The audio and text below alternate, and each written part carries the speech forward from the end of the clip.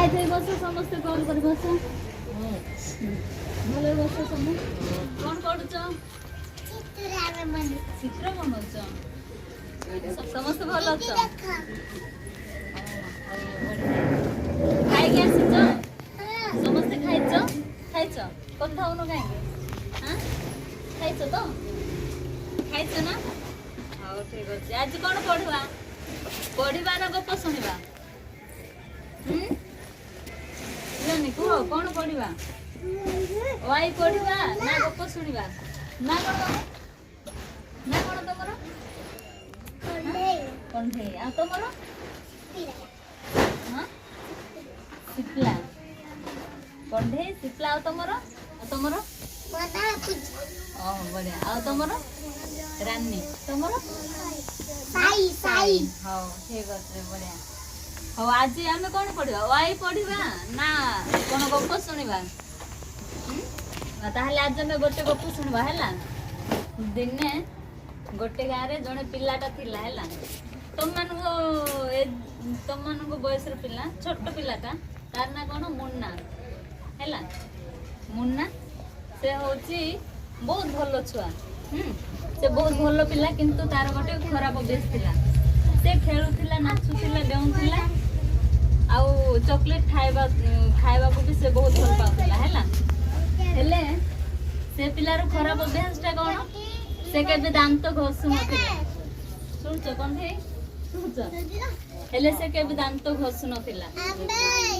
ତମେ ଦାନ୍ତ ସମସ୍ତେ ଘଷିକି ଆସିଛ ନା ଘଷିକି ଆସିଛ ତ ଗପ ଶୁଣିବନି ତମେ ବି କହିବ ହେଲା କି ହେଲେ ସେ ତମମାନଙ୍କ ପରି ଜଣେ ଛୋଟ ପିଲାଟା ଥିଲା ମୁନ୍ନା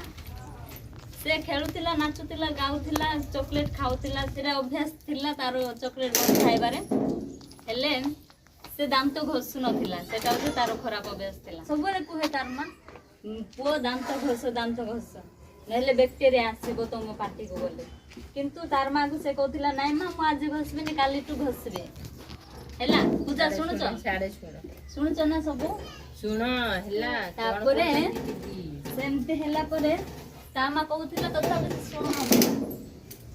ସେମିତି ଖେଳିବାକୁ ପଳଉଥିଲା ଖାଇ ପିଇ ଦାନ୍ତ ନ ଘଷି ଖାଉଥିଲା ପିଉଥିଲା ତାପରେ ଦିନେ ସେ ଶୋଇଛି ହେଲା ପୂଜା ଦିନେ ସେ ଶୋଇଛି ପୂଜା ଶୁଣ ଦିନେ ସେ ଶୋଇଛି ହେଲେ ସେ ଗୋଟେ ସ୍ୱପ୍ନଟା ଦେଖିଲା ତା ଦାନ୍ତ ଭିତରେ ଦିଟା ବ୍ୟାକ୍ଟେରିଆ ଅଛନ୍ତି ତାଙ୍କ ନାଁ ହଉଛି ବ୍ୟାକ୍ଟେରିଆ ନାଁ ହଉଛି ଟୁକୁଲୁ ଆଉ ଜଣେ ହଉଛି ଟିକୁ ହେଲା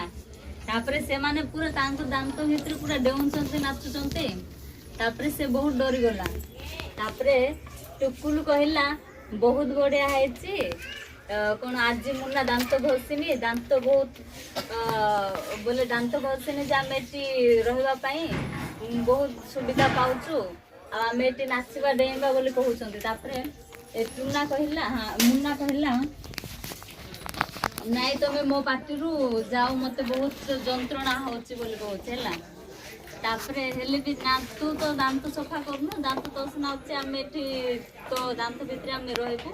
ଆଉ ଖେଳିବୁ କୁଦବୁ ସବୁ କିଛି କରିବୁ ବୋଲି କହୁଛନ୍ତି ତାପରେ ସେ ହଠାତରେ ତାର ନିଦ ଭାଙ୍ଗିଗଲା ତାପରେ ସେ ଉଠିଲା ତାପରେ ଉଠିଲା ପରେ ସେ ଦେଖୁଛି ତାର ଦାନ୍ତ ବଥା ହଉଛି ହେଲା ତାପରେ ଦାନ୍ତ ବଥା ହଉଛି ସେ ଗଲା ତାଙ୍କ ମମି ପାଖକୁ ଗଲା ଆଉ କହିଲା ମମି ମୁଁ ଦାନ୍ତ ଘଷିବି ତାପରେ ତାଙ୍କ ମମି ହସି କହିଲା କଣ ହେଲା ଆଜି କଣ ହେଲା ବୋଲି କହିଲେ ସେମିତି କହିବାରୁ ସେ ମୁନା କହିଲା ନାଇଁ ମା ମୁଁ ଦାନ୍ତ ଘଷିବି ଆଉ କେବେ ସେମିତି ଭୁଲ କରିବିନି ଆଉ ଦାନ୍ତ ସଫା ରଖିବି ବୋଲି କହିଲା ସବୁବେଳେ ଦାନ୍ତ ସଫା ରଖେ ଆଉ ସବୁବେଳେ ଦାନ୍ତ